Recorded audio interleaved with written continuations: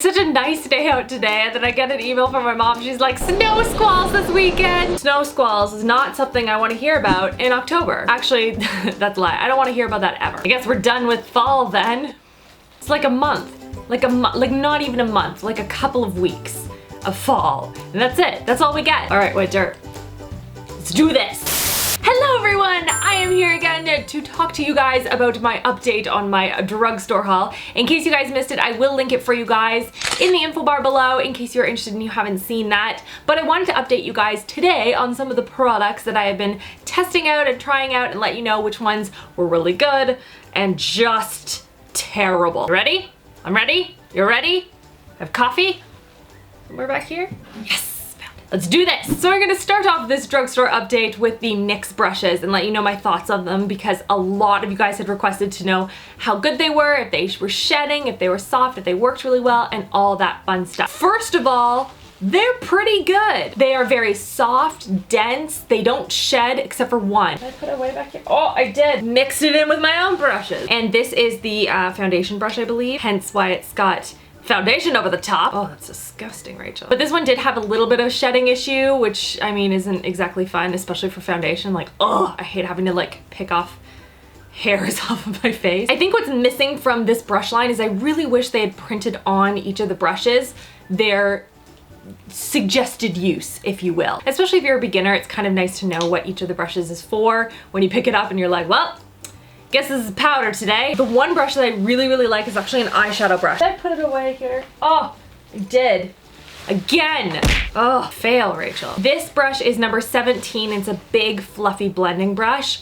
Oh my goodness, I am in love with this brush. I have a Sigma brush that's a little bit too pointy on the top, and every time I do this, I'm like, ow, ow, ow, ow. So like this is really nice. I tend to use this brush when I'm trying to blend out sort of like a light to medium contour shadow and then buffing out anything in particular. It does a beautiful job at that. Overall, I think they're really great brushes and good quality brushes, and I would highly recommend them. Next, I'm gonna quickly go over the two mascaras that I got. One is the Maybelline The Falsies Push-Up Drama Mascara, and the other one is the Extra 3D Lash. To be honest, I'm not like overly excited about either of them. I like this one better than this one. This one I don't know. This one is good for building a lot of volume in your lashes. However, it is a pain in the butt. It's a very liquidy formula, so it does take a bit of work to kind of get it to look the way that you want to look, but it is really pretty if you're willing to put in the time to actually do that. So next I'll give a quick overview on the two Flower Beauty products that I got. One is the Highlight Chubby Stick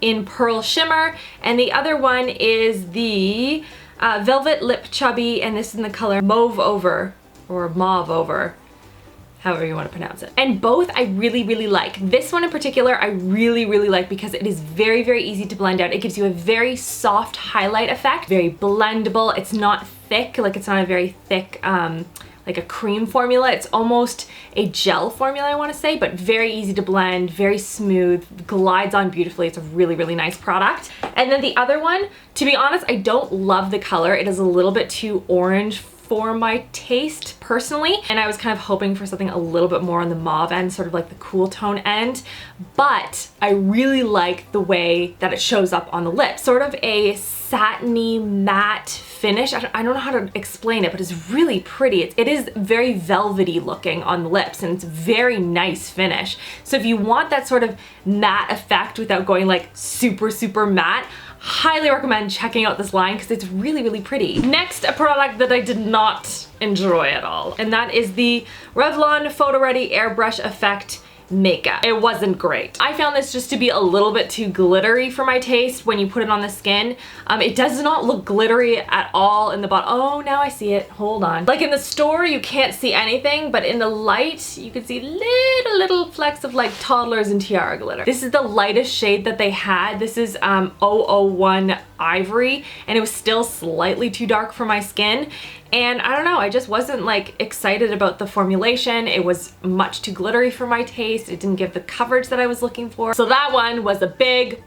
Next up, we're gonna talk about a nail polish that I picked up, and this is by L'Oreal, and this is a no-name nail polish. It has no name. It is the Nail Polish Duo. I'm gonna name it. Naming it for you, L'Oreal. Don't worry about it. I got you. It has a step 1 and a step 2 to it. So the one side is the color and the other side is the top coat, and the top coat has a bit of a color to it, which is supposed to enhance the color of the nail polish color that it is attached to. Packaging aside, because I went into that in a lot of detail in the drugstore haul in case you are interested in hearing my little rant on that situation. I have it on my nails right now and I really like it. It's like a very, very dark, almost black red, like a crimson-y red, and it stays put. Like, I've talked about this at length, how bad I am with my nails, and this has stayed on a lot longer than I was anticipating. I put this on and I was like, give it a day tops, and this has been on for like 4 days now, and like not even, like nothing. I can't explain to you what a phenomenon this is. Now, what I really wanted to try was if the top coat made any sort of difference to the overall color of the nail. So what I did is I put the top coat on every single nail except for one. So can you tell which one that I did not put the top coat on? Yeah, I didn't think so. I also put Chris to the test and he had no idea, but I kind of expected that. I did notice the difference, as in, like, if you put a top coat on your nails, it does make them slightly shinier, but I didn't notice a necessarily difference in like the tone and the depth of the color. That aside, it's a beautiful, beautiful polish, and it does seem to stay intact very nicely, in particular for a dark nail. So I would definitely check them out. Next is a product that I have been using a lot lately, as you guys have seen in a bunch of my videos, and that is the Eye Art from Revlon. I have a love-hate relationship with these. I want to love these so much I can't even explain to you. But however, I have used almost exclusively the cream shadows. I did test out the 2 glitter tones, but they're kind of difficult to wear for like an everyday look. They're fine. I wasn't like blown away by them or anything like that. The cream shadows though, can we talk about these for a minute? They're so beautiful. So this is the one I've been wearing in a couple of my videos lately, and you guys have been asking me about, and I've been using this on the lid. The one downside to this product is that it is basically impossible to blend out. So what I ended up doing is I was applying a ton of different shadows to create this really easy gradient effect up, so that when I put this color just along the lash line, a little bit like a thick liner almost thing, you wouldn't notice a huge difference between the color and then the rest of it, because otherwise what you would have to do is just painstakingly paint it onto your lid and create a perfect crease and then let it dry. Also, when it dries, because it's a cream shadow, it almost dries like a matte lipstick, if that makes any sense. You know when you apply the matte lipsticks on your lips and you can feel them on your lips? It's kind of like that on the lid, so you can really feel it there, if that makes any sense. I don't know. If you want to play around with them a little bit and add that sort of pop of copper or this beautiful sort of a taupey gold color to your lids, I think totally go for it because they're beautiful. But if you're looking for something that's gonna be super easy to blend out and just add that bling factor, I would not go for this. Next up, a lot of you guys had asked for a bit of an update on the NYX Contour and Highlight palette and my thoughts on it. So quick summary. The dark colors I think are really nice. They are creamy, they're very easy to blend, and they're beautiful. Light colors, I'm kind of on the fence with because I have such pale skin, and I like a highlight that's like more of like a glistening, like glow factor kind of a highlight versus, you know, what you would use a highlight contour palette for. So for me, I tried to play around with them a little bit, but like, I don't know, they just didn't do a lot for my skin tone. Plus they were a little bit chalkier than the dark colors, but the dark colors are beautiful, and I think this is a really good dupe if you are on a budget and you're looking for a really nice highlight contour palette.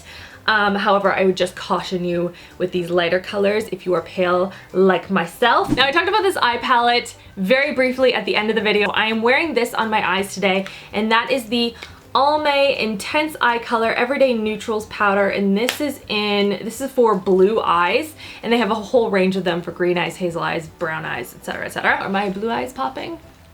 Can you tell? Can you see my eyes? I think overall this is a very nice palette. I was quite impressed overall with the quality of the shadows. The highlight I was quite impressed with because oftentimes, I don't know, as you guys know, I'm very, very picky about inner corner highlights, but I think this one is very nice.